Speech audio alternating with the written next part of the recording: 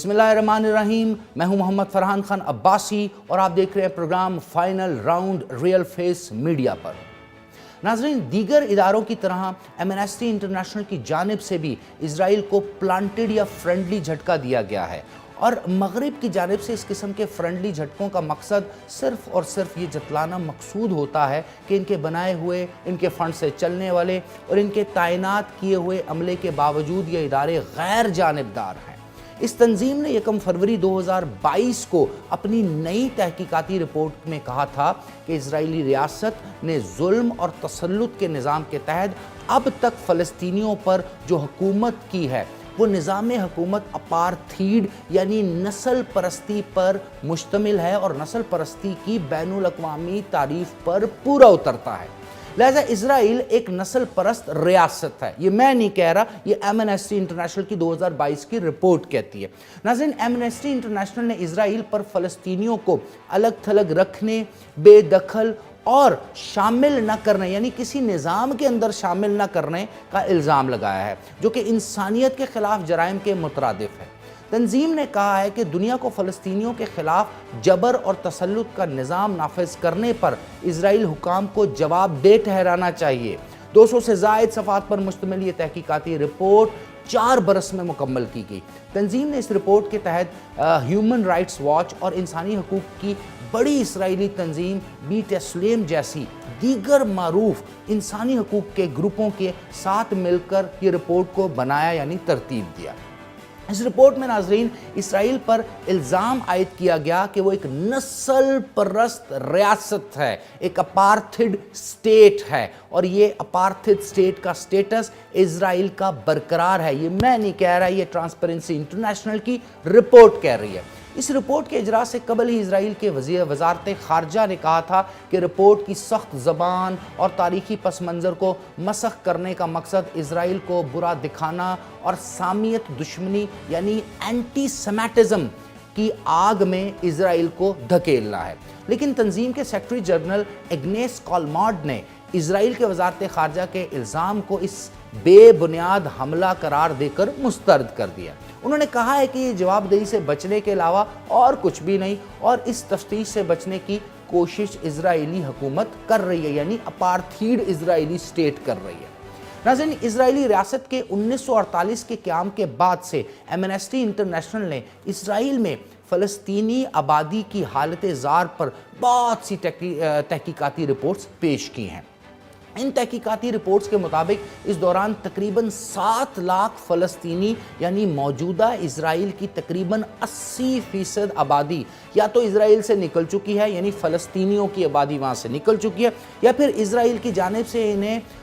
بزور بازو اسرائیل یعنی ان کی اپنی ریاست فلسطین سے بے دخل کر کے وہاں اسرائیل قیام کر دیا گیا ہے۔ بیشتر فلسطینی پڑوسی ممالک یعنی ان کے ساتھ ساتھ مغربی کنارے، غزہ کی پٹی اور شام اور باقی عرب ممالک میں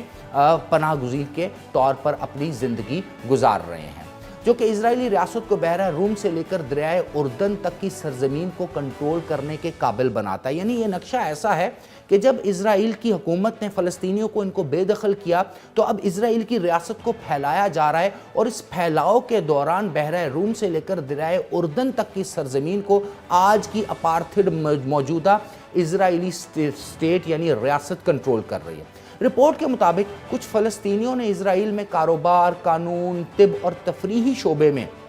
شاندار کارکردگی کا مظاہرہ کیا، تاہم اس کے باوجود اسرائیلی حکومت کی جانب سے ان کی ملازمتوں کے مواقع، جسمانی یا سماجی نقل و حرکت کے امکانات کم سے کم کیے جا رہے ہیں۔ ناظرین، اس کے علاوہ اسرائیل کے اندر عربوں کے خلاف ہونے والی امتیازی سلوک، غزہ کی پٹی کی تباہ کن ناکہ بندی، مغربی کنارے کے حصوں کا عملاً الحاق کا جائزہ لیا جانا اور بہت سے ایسے کام کیے جا رہے ہیں جہاں اسرائیل تیزی سے یہودی بستیوں کی تعمیر اور توسیع کر رہا ہے۔ ناظرین، رپورٹ کے مستند ہونے یا نہ ہونے کے سوال کا جواب دیتے ہوئے یورپین ایکسٹرنل ایکشن سروس کے مرکزی سربراہ پیٹرا سٹانو نے ایک معتبر ادارے کی جانب سے قابل اعتبار رپورٹ قرار دے دیا ہے اس رپورٹ کو۔ ترجمان نے مزید کہا ہے کہ ہم اس رپورٹ کو اتنی ہی سنجیدگی اور توجہ سے لے رہے ہیں جس طرح دوسری این جی اوز کی رپورٹ کو لیتے ہیں۔ انہوں نے کہا کہ انسانی حقوق اور دیگر مسائل پر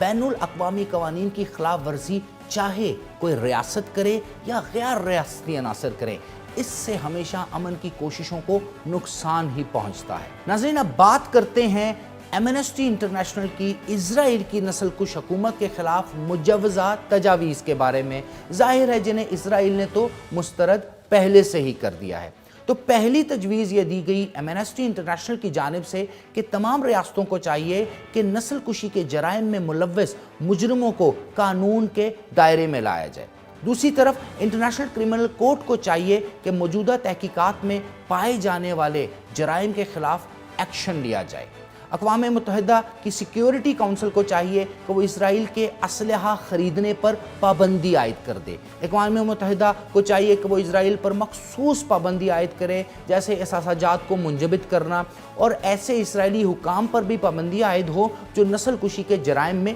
ملوث ہیں۔ اسرائیل کو فلسطینیوں کے گھر گرانے اور ان کی جبراً بے دخلی سے بھی روکا جائے۔ اسرائیل اور مقبوضہ علاقوں میں رہنے والے فلسطینیوں کو یہودیوں کے مساوی حقوق دیے جائیں۔ فلسطینی پناہ گزینوں اور ان پناہ گزینوں کی آل اولاد کو نہ صرف تسلیم کیا جائے بلکہ انہیں ان کے گھروں میں واپس جانے کی اجازت بھی دی جائے جہاں وہ کبھی رہا کرتے تھے۔ انسانی حقوق کے متاثرین اور انسانیت کے خلاف جرائم پر متاثرین کو معاوضہ دیا جائے۔ وہ ممالک جو اپارتھڈ کنونشن یعنی نسل کشی پر مبنی چارٹرڈ کا حصہ ہیں، ان کا یہ فرض بنتا ہے کہ وہ یونیورسل یعنی آفاقی قانونی حیثیت کو لازمی استعمال کرے۔ ناظرین، اس مکالمے کا آغاز پر ہی میں نے کہا تھا کہ ایمنسٹی انٹرنیشنل نے اسرائیل کو پلانٹڈ یا فرینڈلی جھٹکا دیا ہے۔ آئیے جائزہ لیتے ہیں کہ میرا یہ دعویٰ کس حد تک درست تھا، اور اگر درست نہیں بھی تھا تو فیصلہ آپ نے کرنا ہے۔ ناظرین، آج کی دنیا کے سب سے بڑے شیطان امریکہ کے اسرائیل میں تعینات سفیر ٹام نائڈرز نے اس رپورٹ کے آتے ہی 1 فروری کو اپنے ٹویٹ میں کہا تھا، جانے بھی دو، یہ ایک مضحکہ خیز رپورٹ ہے، یہ وہ زبان ہے جو ہم استعمال ہی نہیں کرتے اور ایسی زبان ہم کبھی استعمال کریں گے ہی نہیں۔ برطانیہ نے اسرائیل، امریکہ، جرمنی اور دنیا بھر کی یہود حامی تنظیموں کی ہاں میں لاتے ہوئے 3 فروری 2022 کو ایمنسٹی انٹرنیشنل کی 278 صفحات پر مشتمل اسی رپورٹ، جس میں اسرائیل کو نسل کش بتایا گیا ہے، اس کو رد کرتے ہوئے کہا تھا کہ اسرائیل کے لیے ہم اس اصطلاح اپارتھڈ یعنی نسل کشی کو تسلیم ہی نہیں کرتے۔ جب سیکیورٹی کونسل کے مستقل ممبران امریکہ اور برطانیہ ہی اس رپورٹ سے انکاری ہیں، تو بتائیے ان ویٹو پاورز کے ہوتے ہوئے اس رپورٹ کی بنیاد پر سیکیورٹی کونسل کے ذریعے اسرائیل پر کیسے پابندیاں لگائی جا سکتی ہیں؟ اب بتائیے کہ رپورٹ والا یہ ڈرامہ فرینڈلی ہے یا نان فرینڈلی ہے، جو کہ میں نے دعویٰ کیا تھا کہ یہ ایک فرینڈلی رپورٹ ہے۔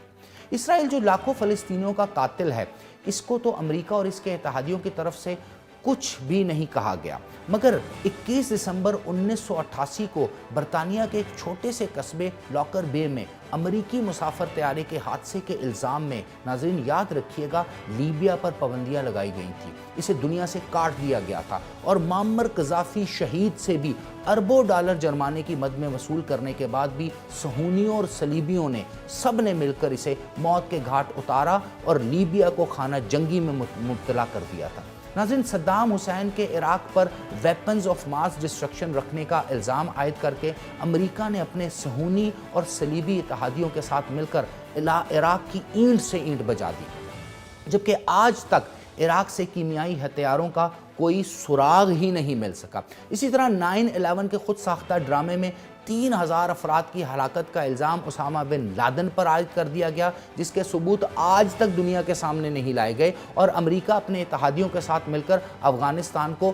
20 سال تک نیست و نابود کرتا رہا۔ ناظرین، جنوبی سوڈان کی اکثریتی عیسائی آبادی کی بات ہو یا پھر انڈونیشیا کے اکثریتی عیسائی آبادی پر مشتمل علاقے کے مشرقی تیمور کی آزادی کی بات ہو تو جھٹ سے آزاد کروا دیے جاتے ہیں، مگر فلسطین، کشمیر، بوسنیا کے مسلمانوں کی بات آئے تو صہیونی، صلیبیوں اور ان کے اتحادیوں یعنی ہنود بھی ہندوؤں کی جانب سے بھی نسل پرستی برتی جاتی ہے، جس کا ارادہ ان سب کی طرف سے 24 گھنٹے کہیں نہ کہیں نہیں کیا جا رہا ہوتا ہے، بلکہ اسرائیل جو نہ صرف گزشتہ 70 سال سے ناجائز طور پر فلسطین پر قابض ہے، بلکہ لاکھوں فلسطینیوں کو قتل اور ان کے گھروں سے بے دخل کر چکا ہے اور اب بھی کر رہا ہے، مگر اس کے خلاف کوئی ایکشن نہیں لیا جاتا۔ اور جب اس ظلم پر کوئی آواز اٹھاتا ہے تو اسرائیل سمیت تمام مغرب کی جانب سے فوراً کہہ دیا جاتا ہے یہ تو نسل پرستی ہے، اینٹی سیمیٹزم ہے، ہولوکاسٹ کی تجدید ہے۔ آج کے مکالمے کا ناظرین لب لباب یہ ہے کہ جب تک مسلم امہ